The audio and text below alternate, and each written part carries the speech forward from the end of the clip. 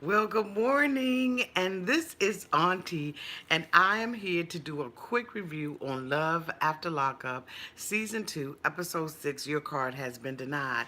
If this is your first time being here, please like, comment, and subscribe to my channel. And to all of my new subscribers, thank you so much for joining the family. And to all of my nieces and nephews who have been here with your auntie for the long haul, thank you so much. Let me tell you something. This particular episode of Love After Lockup was, um, it was eventful and informative, but I don't know. Your auntie is probably going to give this a rating of a C. So, so anyway, let me go ahead on and get started with this review. Um, Let me see, where do I even begin with this thing? We open up, well, no, I don't want to talk about we open up. Let's talk about Caitlyn. So basically, Caitlyn and Matt, are, still trying to hold on to their relationship and everything. And it's like, okay. Um, I don't see it really working out for them. Caitlyn indicates that she has a lot of abandonment issues and that um, Caitlyn says she has a lot of abandonment issues. She has a tumultuous relationship with her mother because her mother basically put her out and she's living with Matthew and his mom. Matthew's not really feeling that. Matthew, of course, as we know, is an ex-meth addict and, felon and all of that kind of stuff. And so is Caitlyn's mother. So I don't understand why Caitlyn does not see that she is dating her mother.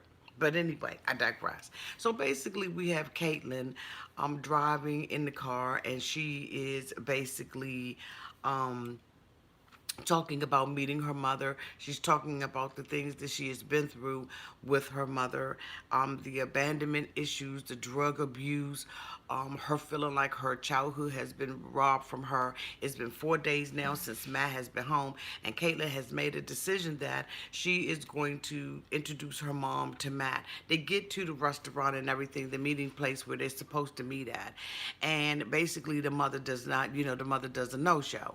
And so Caitlyn is, when the mother doesn't do a no-show, she comes late. And so Caitlyn is, she's rather bothered that the mother, would show up to something late.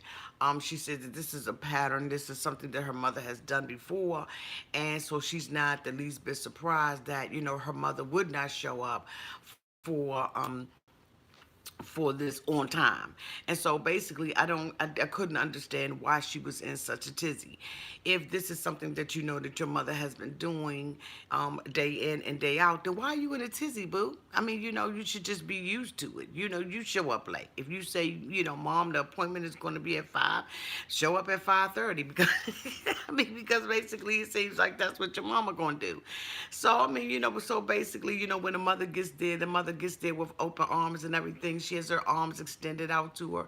And basically, Caitlyn, throws a tantrum. She runs out of the restaurant. She throws cups and everything. And she's standing outside with Matt. And she's being, basically um, a crybaby. She's crying into his arms because, she's feeling some kind of way because the mother has shown up late. And the mother understands that she has not been there, but she wants her to know that she cares about her. I just was like, okay, this little part right here we could have cut out on. We could have left this on the editor's floor and everything. The next couple I want to talk about is Clint and Tracey. Clint is absolutely booty whipped at this point. Okay.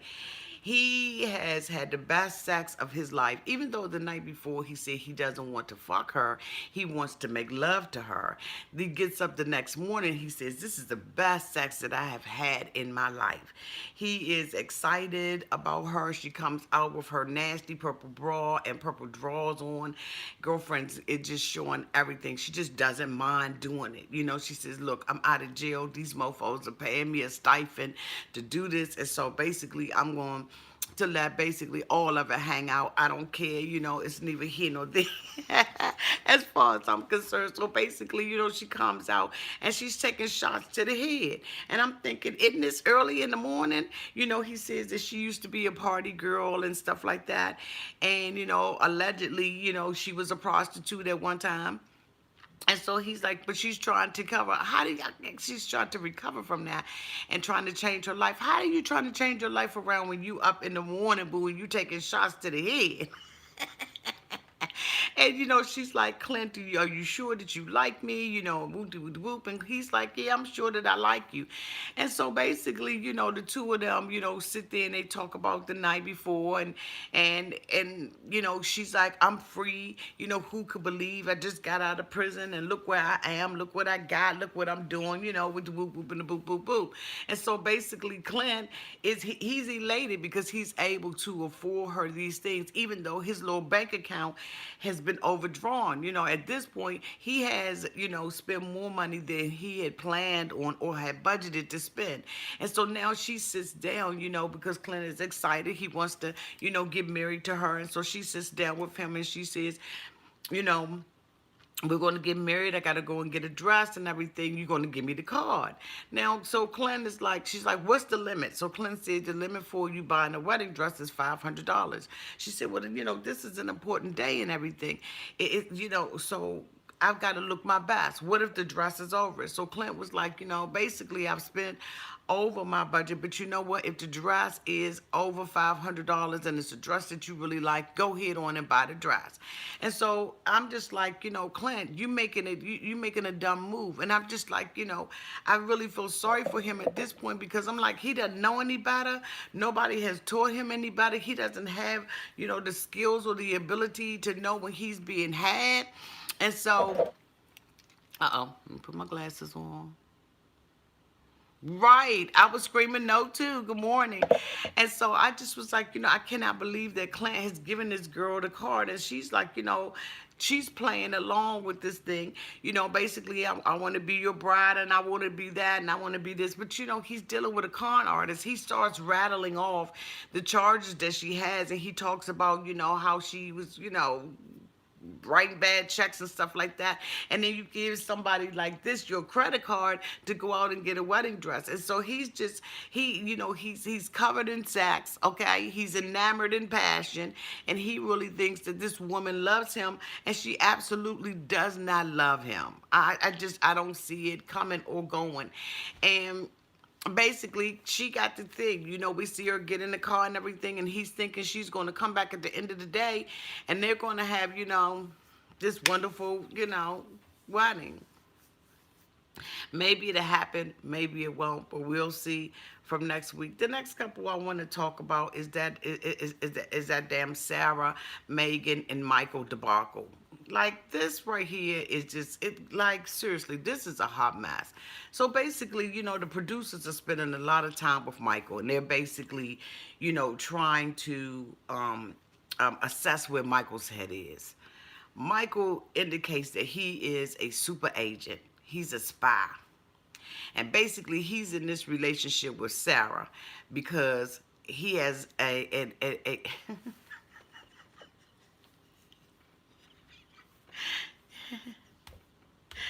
basically, he has to play this role. He has to be a super agent, a spy in his own daughter's life. He doesn't like Sarah. He doesn't want to be with Sarah. The woman that he believes is for him is Megan. But he has to pretend as if he cares about her so that he can have a relationship in his daughter's life. Okay, so we open up the episode with him laying on the bed, on the hotel bed with Sarah. He's basically kissing all over her and all of that kind of stuff, right? And so basically she's laying there and she's fully clothed. Because my girl Sarah was like, I'm not doing the stuff that everybody else is doing. I'm not going to expose my boobs, my ass for no amount of money. So basically, we see him take his shirt off and they're kissing. The kissing to me was just completely and totally awkward. I think that we TV, if they could go get the camera to go down into their mouth and so we could see, how they would kiss, I think that they would do that. Because I'm just like, this is just a little bit too graphic. It's a little bit too much, and we just really don't need to see it. So anyway, so he's like, I want to have a relationship with my child, and so what I need to do is basically fake and have sex with her because this is part of the mission. Part of the mission of me having a relationship with Ariana, his daughter, baby A. I'm gonna call her baby A. Part of the mission is for me to have sex with her. No, that's not part of the mission. Part of the mission is for you to tell this girl the truth. Because at the end of the day, it doesn't make a difference whether or not you tell her on the front end or you tell her on the back end, it's going to be an issue. Now, allegedly, like I said before, Sarah has already had information about this particular girl, that Megan was in the picture. But still and yet, this is her husband. And so I don't know if she's acting like all the other people who sit there and say, I'm not giving up on my marriage, and if my man cheat, I'm still going to stay in here. But basically, Sarah is like, she's acting like as if she doesn't know anything about Megan.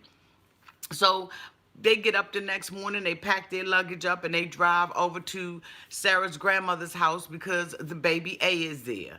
And so they get there and everything. And he says, well, what I'm going to do, you go in the house and everything. I'm going to, sneak around in the back so that I can surprise her when she comes out. He indicates in the card that the last time he saw baby A was 8 months ago.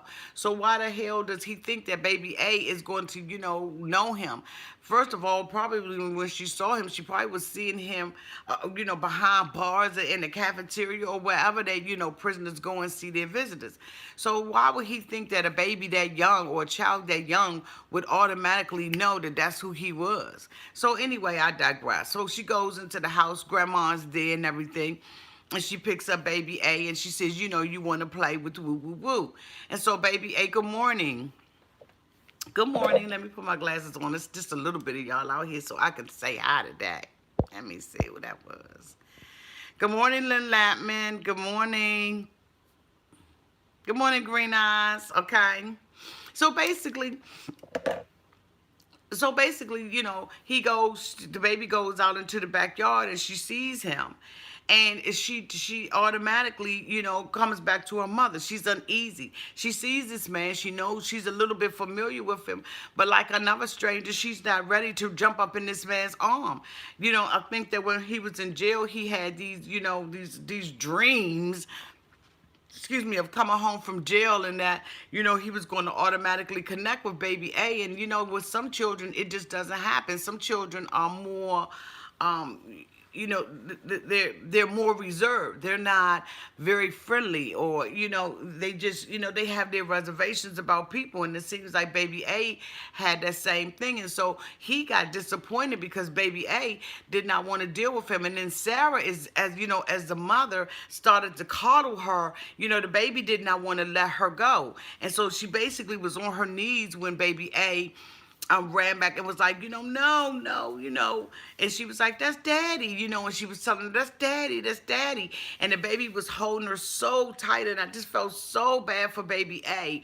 And then she was, so you could see that Sarah started getting a little disturbed about it because her baby is rejecting this person. She's scared. She's holding on tight to her mother. And she was like, something is going on with her, and I don't really know what it is. She's not connected. She sees a stranger, but she's familiar with this stranger. But, and you're saying that this is daddy, and the baby is, the baby is not ready for this. And so he's standing there, trying to interact with her, wanting her to play. And she's like, no. No, I don't, no, let's go, get up. Mommy, stand up. So she had to get up in an upright position, stand up on her feet. And the baby was like, not even wanting to see him. And so Sarah went away for a while, and then she came back. And then, so he said, basically his daughter is rejecting him, and Sarah doesn't understand him. And so I'm just saying to myself, don't nobody understand a mute. if you're going to sit there and keep your mouth shut and not communicate to her, or not use some form of communication to let her know what's going on with you, Michael, then damn right she's not going to understand you. This man is sitting there having all these thoughts in his mind. He's basically a damn spy now, and he basically is saying, okay, I really want to be with this other woman. And so, eventually Sarah stays out there enough for the baby. Michael gets down on the ground and he puts, his head in in his lap like this. And, she's like, he's upset. And, the thing about it is what she's teaching that little girl is that when a man is upset, you have to be the one. You're responsible for making sure that he's not upset anymore. Now I know that that's probably way up here for some people, but babies, children learn from that age. She's at the age where she's impressionable. Whatever. I know I jacked that word up, but anyway, y'all know what I'm talking about. Okay, I ain't had no breakfast, but. But basically, she's at the age where she's learning from touch, from feel, from hearing, from seeing. And so basically, here this man is sitting on the ground and he's crying and everything, and it's her responsibility to make sure that he's okay. No, it's not her responsibility to make sure that he's okay. Like, I did not like that. I just thought that was just too much. And I thought that was manipulation. And so when she gets older, she's in a relationship and somebody is not treating her the way that she should be treated. Then, when the man starts crying, is she now supposed to bow down? Is she now supposed to say, oh, let me take care of him? Oh, he's sorry, he's hurt, and I've got to... No! Sarah, if you ever see this video, boo, that's the wrong way. Don't teach your baby girl like that. Michael did a crime and he had to go and pay the time. And because of that, he doesn't have a relationship with her. And then the relationship that he does have with her, he abuses. Sarah goes to the park, right? I mean, goes to work or whatever she does with the whoop, whoop, whoop. And, so the next day, he gets an opportunity to spend time with baby A. And while he's spending time with baby A, he asks the producers for an iPhone. And then he calls Megan on the iPhone.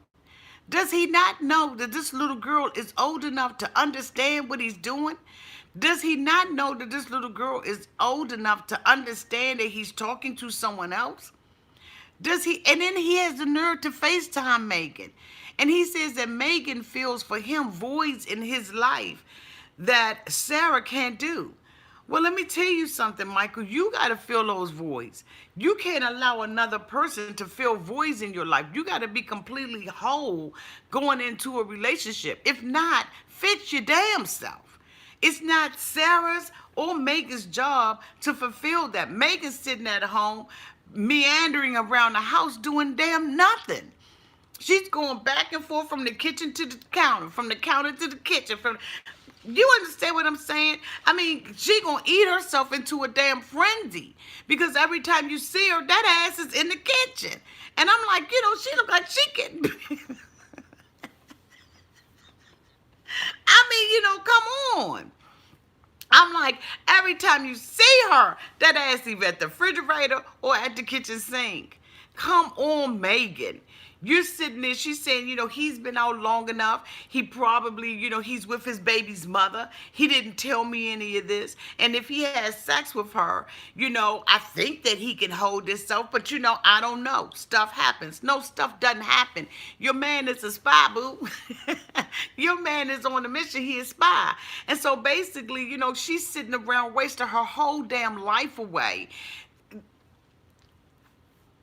with a man who can't even be faithful to his own wife, who feels that he can manipulate a situation with Sarah in order to have a relationship with his daughter, when what he's really doing is making the situation worse. I don't understand Megan's thought. Megan is a virgin. She's never been with anybody, and she deserves someone so much better. But when you don't think that you do, when you don't think that you're worthy of real love, true love, then this is the kind of stuff that you fall for. some man that has been in prison that's got a baby. There are so many other men out there who don't have children, who got it together, got their education, doing the damn thing and doing what they supposed to do with their life, or they should be doing at their age. And this girl is strung out on some man who already has a ready-made family. And I'm not saying that there's anything wrong with being in a relationship with someone who has a child. Hell, I have a child my damn self. You understand what I'm saying? Anybody that comes into my life is going to be stepping into a situation with someone who has a child. So by no means am I saying that you should not be in those kind of relationships, but I'm saying when you're young and you have an opportunity, you got the rest of your life ahead of you, boo. You a little young thing. I mean, like, really, what are you doing? Are you not in college? Are you not? I mean, what is she doing with her life other than sitting by the phone in the damn kitchen, eating her problems away? And so she sits there and talks to him on the phone and everything. And he says, well, I need one more week. And then, baby A runs up and says, is that mommy in the white car? This mofo doesn't have any respect. He's the type of guy that would do anything around his daughter. Anytime you're going to sit there and call another woman and say, wait a minute, baby, I'm doing this. Let me tell you something. She may be over there and doing what she's doing, but don't think that her little ears are not listening and not tuned into what you're doing. You're not setting a good example. And then you sit there and you try to be genuine with the producers and try to look like, you're just a good guy. You just caught up in a situation. You know what I'm saying? That you just can't get out of because, you just got to have a relationship with your daughter. And that's really what you want. No, you want the best of both worlds. You want Sarah to continue to hold you down financially and send you all of that kind of stuff. And you want the little, the other girl to fulfill those little wild fantasies that y'all probably talked about on the phone. Whatever. Ninja, please. We ain't here for it. Then we got Brittney and Marcelino. Brittney, why in the hell are you going to sit up there and try to cheat on Marcelino as crazy as Marcelino ass is? I'm not understanding these daring bitches, okay? These bitches daring, okay? Marcelino, from the first time that if I had went out with Marcelino the first time and he had sat at that mofo table and checked me like that and it was giving me that stare down with them glasses on, I would have... He the last mofo that I would ever think about cheating on. You understand what I'm saying? Even if I had the cheating spirit inside of my body, it would dry up. And you know what I'm saying? It would be an exorcism going on because that cheating spirit in me would have to come out in the name of Jesus. Ain't no way I would cheat with Marcelino. So we see Marcelino, she's in the room with him. She's like, I'm going to go down to the pool and everything. And so she's got her plan. A girl had already came over there, Sasha, the day before. And Sasha, basically was like, girl, I'm trying to tell you, you need to tell her what's going on. So he's reading the paper and everything. And they have a discussion about, the conversation and all of that. Marcelino basically knows that she cannot be with other felons. And so his thing is, I have invested all this time and money in you. And I want to keep you out of jail. I don't want you to go back to jail. I'm concerned about you. I love you. And I don't think that you need to be hooking up with these people. I'm about it. He says that they've been living in a hotel because the apartment that he was living in does not allow felons to live on the property. So right now they have to find a place for them to stay. So she leaves out and she goes down to the pool. She's got a newspaper. He comes down there and he's like, hey, what's up? I'm about to roll out. And she's like, well, I'm looking at apartments. And he's like, oh, okay, well, you can't use the internet. It's a such thing called the internet. And so he leaves out. But what he doesn't understand is that she has, plans to meet with her girl, Amber. So Amber was, the young lady that she was having, relations with in prison. She said she had a bottom bunk and they used to hang up clothes and get somebody to watch out for the police, and then they used to get busy and do what they did with the whoop whoop and the whoop whoop whoop. She said that she never officially broke off the relationship with Amber. Okay, they never said they weren't dating anymore. So she invites Amber to the hotel. I'm saying, boo, don't poop where you eat. This where you eat, boo. It was there was no other place that you could meet with Amber. This about to be off and on and popping, okay? So basically, Amber gets there and comes to the hotel. She says that she's not cheating or hiding anything, but then she couldn't tell us what she was doing. She said that she wasn't lying to Marcelino, but then she couldn't tell us what it was. It is what it is. You're both cheating and you're lying, Brittney. So basically, she lets Amber in. Amber comes in, and Amber looks nice, and they tell each other how nice they look and everything. They jumping on the bed because she like the bed is real soft and all of that kind of stuff. And so basically, the two of them go down to the pool. This is where she drops the bomb and tells her that she was dealing with Marcelino. And so Amber was shocked. Amber was like, what? What are you talking about? And she's like, he was visiting me at the jail. And, this is who I want to be with. But yet, and still, you looking at Amber like you could eat her up. Like you're looking at her cleavage like you never want to leave it. You understand what I'm saying? Her mouth was just basically drooling, like drool was coming down her mouth. Looking at Amber, she looked like she could eat Amber breakfast, lunch, and dinner. And Amber, I'm sure could feel that because Amber was kind of looking at her like that too until she told her that she was with, a man. And so basically Amber was like, this is messy. And she was like, but he cares about me. He's been there for me and everything. And so Amber was like, I'm feeling some kind of way. And Amber should be feeling some kind of way. Because if they've been in a relationship, you invited me over here. You haven't told the man anything about me. You setting me up to get my ass whooped. And Marcelino, the way he be looking at with that eye like that and them glasses on, look like he'll fuck something up. You understand? He ain't the one to play with. And so basically, she's like, come on, don't be mad, get in the pool. And so Amber gets in the pool with her. She basically drags Amber into the pool. And, and then they start, filling up on each other and hugging and all of that kind of stuff. Brittney is playing a very dangerous game because Marcelino not the one. He done put those papers out there. He got you a hotel. He been supporting you at the jail when you were in jail. And now here you playing. He already told you he don't want you to be with the felons. And not only do you have a felon in the pool with you, but that felon happens to be your old girlfriend that y'all still have unresolved issues with. I'm telling you right now, Brittney, you messing with the wrong one. You need to get a man that's a little bit more weaker than Marcelino. You needed a Clint if you was going to pull that off. Because you could convince Clint that this is, that it's good for all three of us to be together, that we need to do a sister wives type thing. But I'm telling you, Marcelino ain't the one. Marcelino say you mine and you only mine. And I paid for this, okay? I paid for the puss. So good luck to you. I mean, let's see how this ends up working out. But I'm going to tell you right now, she done already brought the girl to where she is. And so, I mean, let's see what WeTV got in store for us in the next couple of weeks. We on episode 6. I don't know how many episodes it is in this series, but I'm trying to tell you right now, stuff about to get a little funky and a little hectic. Okay?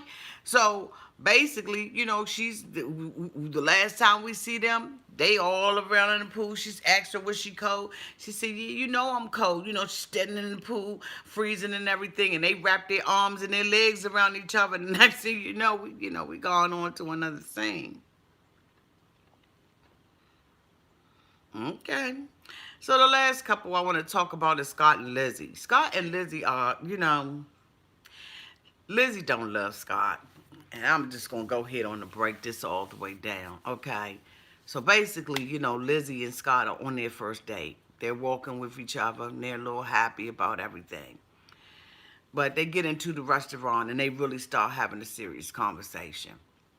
Basically, Lizzie says that Scot, Lizzie opens up Lizzie and Scott opened up this conversation talking about Jasmine. How Jasmine does not believe that Scott is good for Lizzie.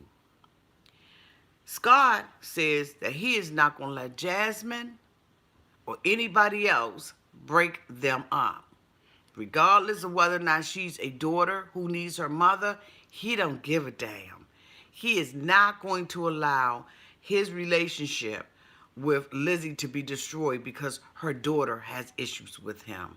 This is where I think that Scott is definitely out of hand. But anyway, I digress. So Lizzie is sitting at the table and she's like, but I was dating him. He knew that I was on drugs, and basically he gave me the drugs and it almost killed me. So she says, how far do you go with love? So right then when she made that comment, it let me know she doesn't love him. There's a part of her that resents him and doesn't like him because she felt like he was the one who contributed to her drug habit. So Scott told her when she said that, Scott, well, she didn't say that in front of Scott. She said that to the producers. But she said, Jasmine feels like you were the one who were supplying me with the drugs. $90,000, you damn right he was. And so basically Scott said, well, if I hadn't done it, would you have left me? She said, bitch, of course I would have left you if you wasn't feeding my drug habit. So he was like, okay, so, I don't have a choice in the matter. I mean, if I wanted to be with you, this is what I was going to have to do. She said, but you could at least told me no. Well, he don't know what the hell you doing in the jail, Lizzie. Take responsibility for your stuff, boo. So anyway, basically Scott was like, does Jasmine realize that if it wasn't me, it would have been somebody else? You were going to get your habit paid for while you were in jail. And so Lizzie was like, so what are you saying, that I used you? And so, so Scott was like, no. Then he mentioned that he came to the to the jail the second time, and she was so high on heroin that she grabbed onto him and passed the hell out. And he was like, she was like, I need you. And he was like, I ain't going nowhere.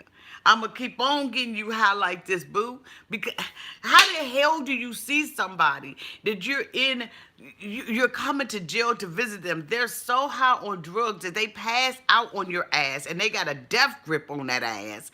And then you say, but you know what? I'm not leaving because I'm going to make sure that every day you continue to keep this drug habit. Scott, come on. Now, Lizzie still hasn't had sex with him. So they get to the restaurant and the woman comes over with the menu. And Lizzie orders oysters upside down, oysters to the side, oysters to the back, oysters to the bottom, oysters. She said, bitch, I have not had seafood in so long. I'm ordering everything on the menu. Then they bring out the drinks. She got a drink in this hand and a drink in this one. And she talking to Scott going, from alcoholic drink to alcoholic drink. Scott is not good for Lizzie. And Lizzie's not good for Scott. Oh. It's so early in the morning. Thank you, Nadine, for the $6 super chat. She says, hey, cousins. Hey, auntie. Hey, cousins. Thank you so much for the super chat, sweetie. It's sad because he is feeding into all of her habits.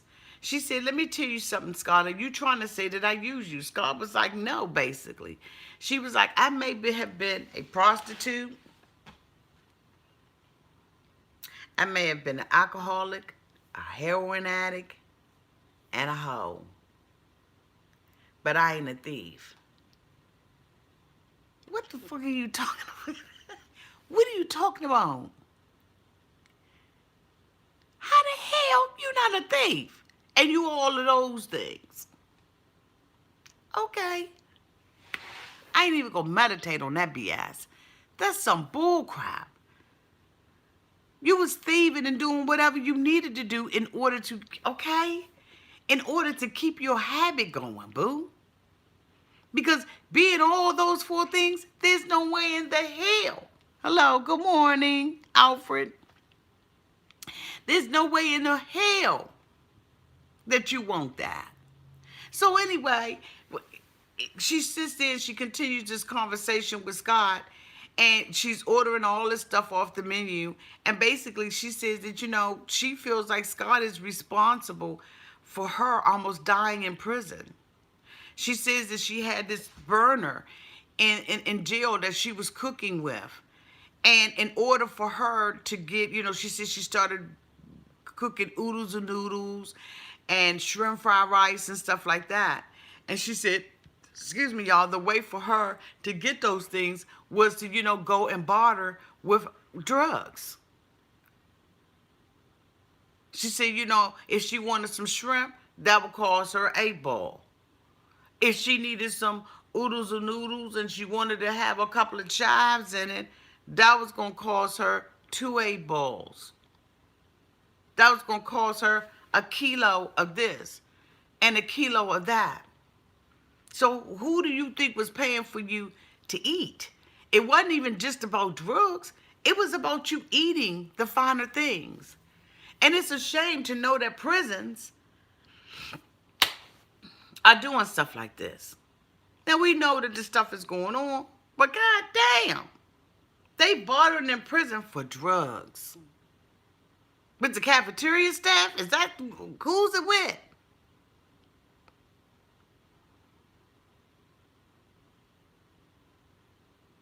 But she blames Scott. And because she blames Scott and has that animosity in her heart, there's no way in the world you're going to tell me that Lizzie loves Scott. Lizzie has already identified that he has low self-esteem. She has already identified that this man is needy, and that's what she's not attracted to. And now they sit there at the end of the dinner, and the chat comes. He says, you are an expensive date. He pulls out his little Chevy Chase orange credit card. He gives it to the waitress, and she comes back, and she says, bitch, this card don't work. Your card has been declined. Now Lizzie is looking at him and saying, I need truth from him. I need him to tell me the truth. How this bitch credit card gonna be declined? She said, Scott, do you not have any money? Scott said, no, I got money. I'm gonna have to just pull out my other card. So Lizzie's sitting there looking at him like I would have been looking at him. Okay? And she's saying, do you need some help? Now, I ain't gonna ask you, do you need some help? Because that help should have arrived before you and I decided that we were going out on a date with each other, mofo. I ain't gonna help you, ask you that. You can't afford to pay for me to eat. That's on you. Don't ask me out on a date and expect me to bust near dishes. Because I ain't sweeping the floor. I ain't doing none of that. So basically, Scott gives the waitress another card. And so Lizzie is like, is he lying to me? Yes, he is. Scott is broke. And he's got both of y'all staying in a hotel. Different, separate rooms. Instead of staying in a home. See, he probably sold his other property. And he's living off that little bit of money. But things are so expensive. And the way that she lives. See, he doesn't know how to say, look, I don't have a whole lot of money for you to spend. Your meal can only be $70. But she's ordering oysters on the half shell. Oysters from the Chesapeake. Oysters from Atlanta. Okay, she's ordering oysters. And then she's going to say, but you can't get full off of it. Then, bitch, eat a hamburger. You understand what I'm saying? Eat something that's going to make you full. But that does not happen. And I'm afraid Scott is in danger. He really is in danger. Because she now is saying, if he doesn't have any money and he's lying to me, I'm out of here. It doesn't make a difference what Scott does or what Scott does not do. Lizzie is out of there. When she gets on her feet, it's out. And she can blame that on Jasmine if she wants to. She says that Jasmine is the most important person to her. But Scott is saying, not to me, you are. And if I got to bump your daughter, okay, that's what I'm going to do. Because what I'm not going to do is lose you. And I'm thinking about all the other people that are attached to Scott's life, like his son. Where do they rank in your life? You know, this particular show, if I was to rate it anything, I would probably give it a C, because it is laying the groundwork for us to be able to, digest the rest of what's coming. I'm hoping that we don't see any more graphic scenes and stuff like that. I'm glad that Amanda and Brittney decided not to let us see what happened at the pool. I appreciate that, because I don't know if Auntie's stomach would have been able to take that. But that is my recap of Love After Lockup. We'll see, like I said, next week what's going to happen. Tomorrow we'll be doing, for the last time, our 90-day fiance review. Tell all, and then after that, I got to find some other stuff that I got to be reviewing. But I am thankful that you all came out on a Saturday morning. Now your auntie got to get her something to eat, okay? Because I'm hungry straight about the bed doing this review. I love you all to pieces. Have a great